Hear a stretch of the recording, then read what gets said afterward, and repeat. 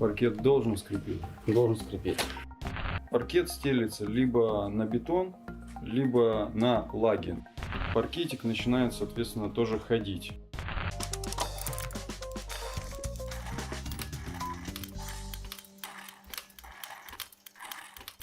Здравствуйте, меня зовут Григорий, мастер паркетных работ. В ремонте работаю 4 года. Добрый день.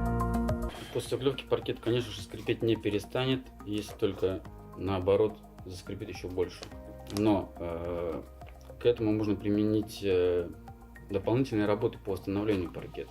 Это надо уже смотреть объективно по факту самой проблемы. Паркет стелится либо на бетон, либо на лаги, деревянное основание. Дальше при эксплуатации. Соответственно, когда они начинают ходить немного, паркетик начинает, соответственно, тоже ходить.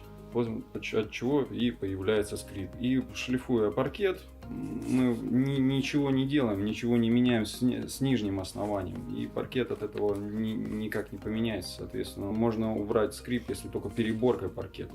Москва, очень интересный момент. Положили паркет человеку, там 200 метров, да, положили, как бы делали там идеальный глянец. Положили на клей, все четко, там без зазоров, без щелей. Ведь это же паркет, он должен скрипеть. Если вам необходимо выполнить паркетные работы, укладку, шлифовку паркета, обращайтесь к мастерам компании Ленремонт. Телефон 344 44 44.